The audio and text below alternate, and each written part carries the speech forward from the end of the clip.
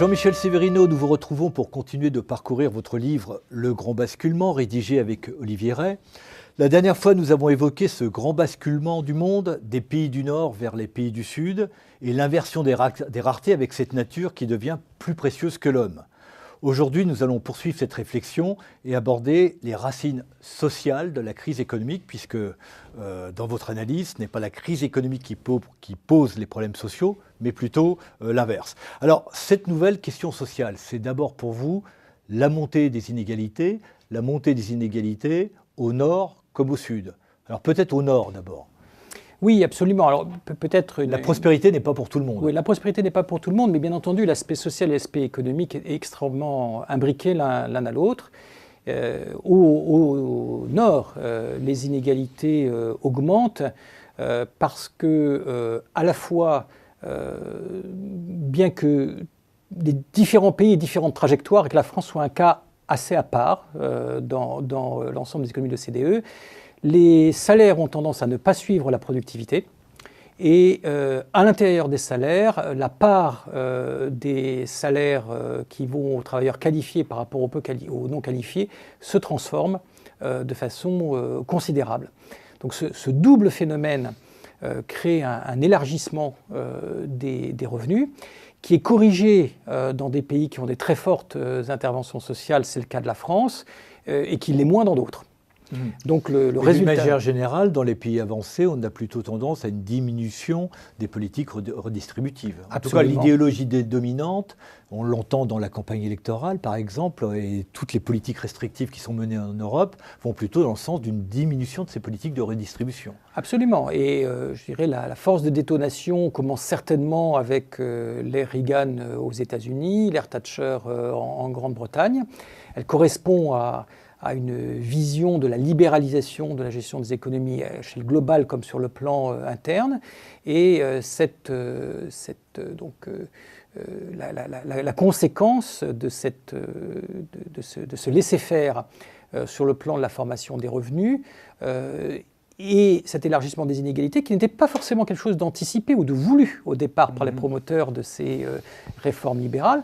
Mais le résultat est celui-ci parce que ces politiques se mettent en place dans un contexte économique mondial qui pousse à cette redistribution des revenus, puisque le travail qualifié, le travail faiblement qualifié, je dirais, est attaqué d'une certaine manière par les modèles de développement des pays en développement et des pays émergents qui cherchent leur place dans la mondialisation, tandis que la compétition internationale et l'apparition de ces salariés pauvres sur le marché du travail a tendance, elle aussi, à réduire la part du travail dans l'ensemble des Donc la globalisation a renforcé ces inégalités sociales, mais on a aussi le sentiment, là on le vit en ce moment, que la crise de la zone euro, la multiplication des politiques d'austérité renforce finalement cette descente sociale. Vous vous dites à un moment dans le livre, on est passé de l'ascenseur social au descendeur social. Oui, alors le descendeur social, c'est le titre d'un ouvrage qui a été paru à la Fondation Jean Jaurès, donc nous ne sommes pas les auteurs de ce titre. Mais oui, il y a une forme de descendeur social qui s'est mise en place dans beaucoup d'économies de l'OCDE. Alors cet élargissement des inégalités a d'importantes conséquences macroéconomiques et en particulier, c'est un affaiblisseur de croissance du marché intérieur. Il y a des calculs extrêmement intéressants qui ont été faits notamment par un économiste américain qui s'appelle Raghuram Rajan, un professeur d'économie de l'école de Chicago, qui n'est pas particulièrement un marxiste. Il a été lui-même le chef économiste du Fonds monétaire international. Il est un des chefs de file de ceux qui tentent à démontrer la puissance avec laquelle, en gros, l'élargissement des inégalités a représenté un manque à gagner mondial très important dans la croissance des pays occidentaux en particulier. Et quand on regarde effectivement les États-Unis, dans la mesure où je dirais, l'essentiel des fruits de la croissance des 30 dernières années, des 25 dernières années, est allé aux salaires les plus élevés et aux revenus non salariaux, on a assisté à un formidable essor de l'épargne privée, une stagnation du marché intérieur et une stagnation des revenus, voire même dans certains cas une descente des revenus. On n'a pourtant pas la perception d'une montée des tensions sociales proportionnelle, j'allais dire, à ces tensions sur le marché du travail et à ce descenseur social dont vous parliez. Si on compare aux 30 Glorieuses, on avait des tensions sociales très très fortes alors qu'on était en prospérité, en plein emploi. C'est exact, c'est une très bonne remarque. Là, il y a des paradoxes psychologiques dans les situations que nous vivons.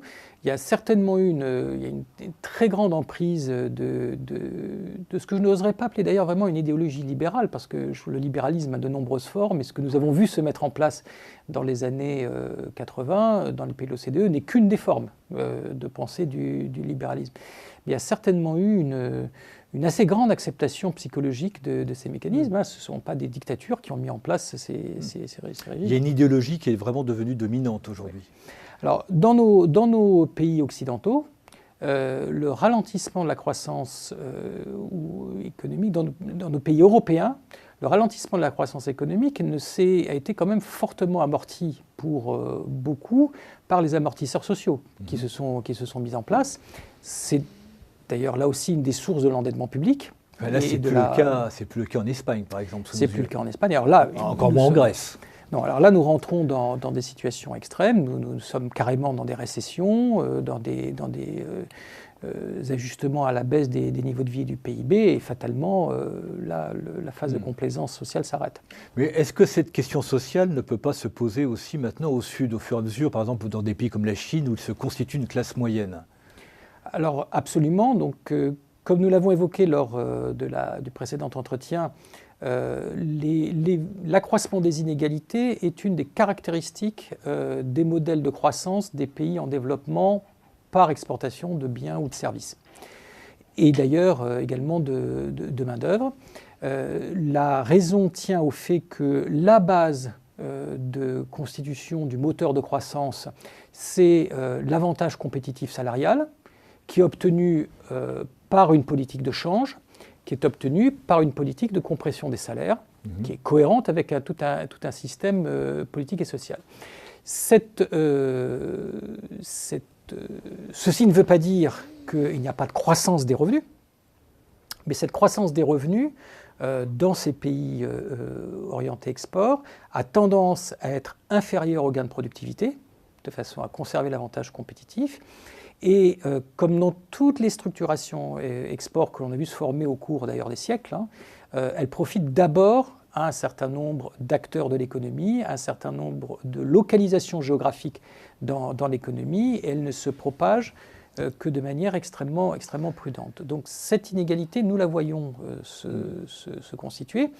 Elle est d'autant plus durable que le pays lui-même est dans une situation démographique qui permet de recourir à des armées de réserve démographiques.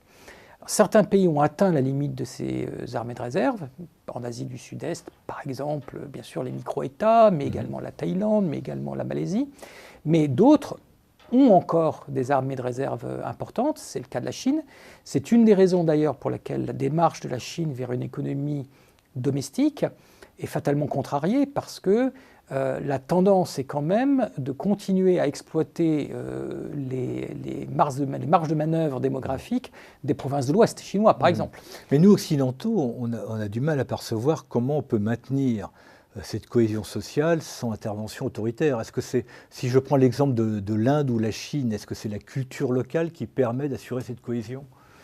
Alors, dans le cas les pays ont tous des modèles culturels et politiques très différents, mais la plus grande partie des pays d'export, d'orientation export, ont grandi dans des régimes autoritaires.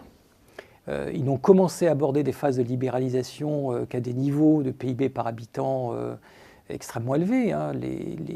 Les premières véritables expériences démocratiques, par exemple, elles arrivent autour de 4 000, 5 000 $ par habitant. C'est quand même des étapes déjà tardives du développement économique. Et c'est une fois que les mécanismes économiques sont très, très ancrés, il y a quand même une cohérence de la structure qui est difficile à détruire. Et de fait, il est extrêmement difficile de changer le modèle.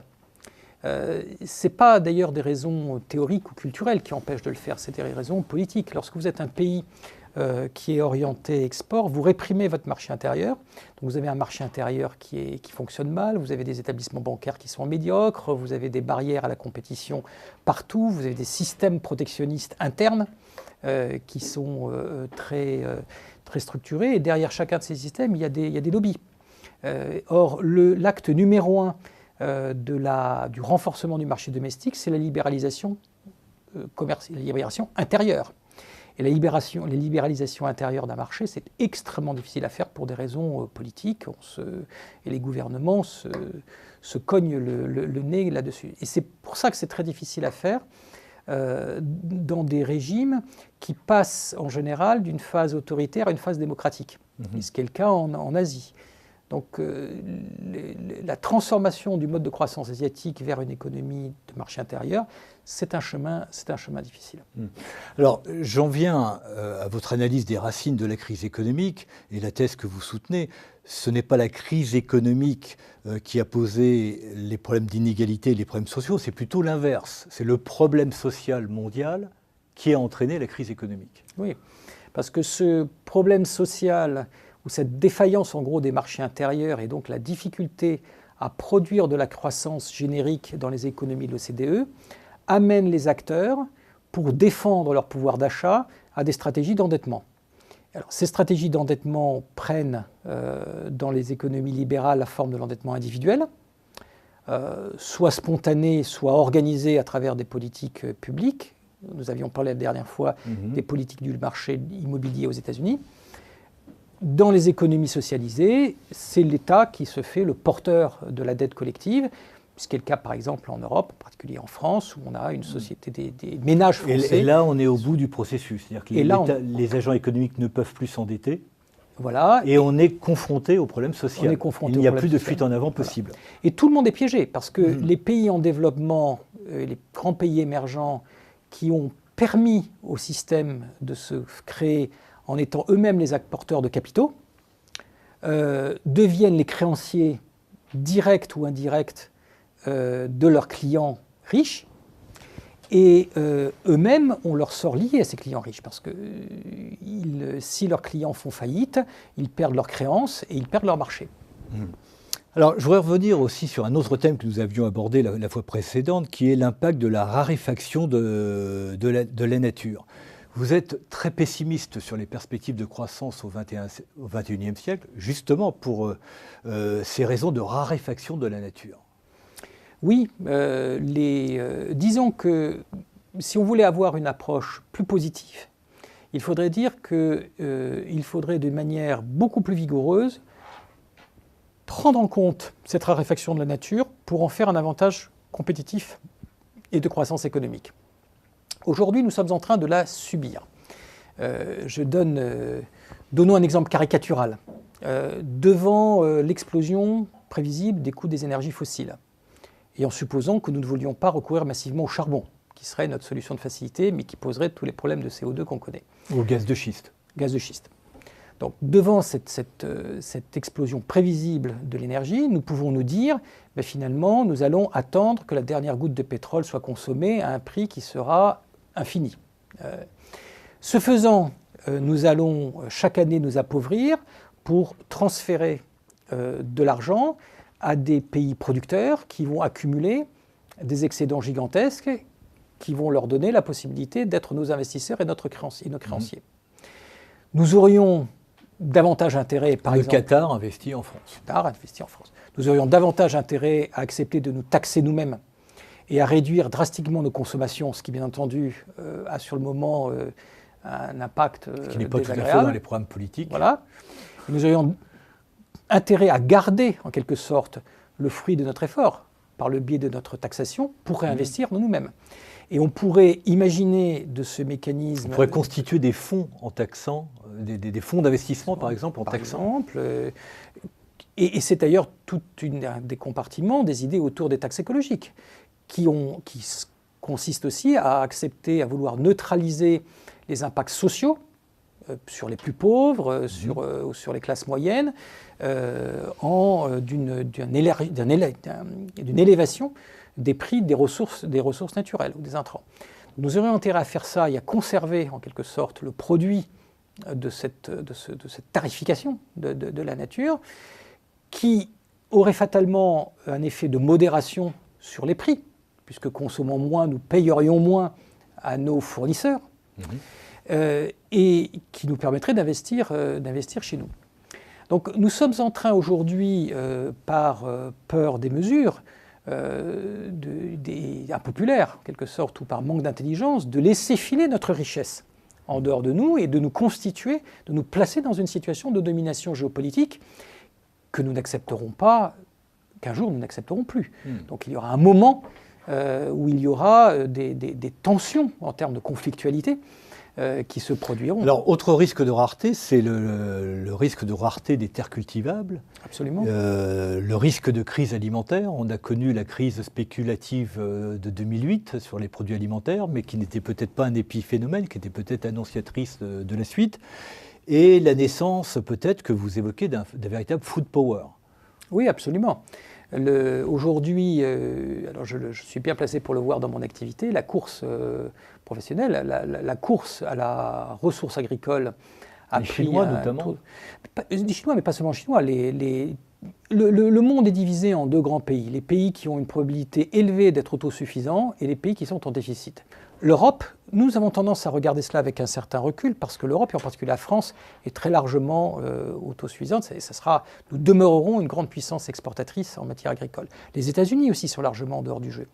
Mais un grand nombre des grands émergents, c'est le cas de la Chine, mais les pays arabes, la Corée, etc., sont des pays qui sont profondément déficitaires. Pour ces pays, il y a un enjeu vital à s'assurer l'accès à la ressource alimentaire.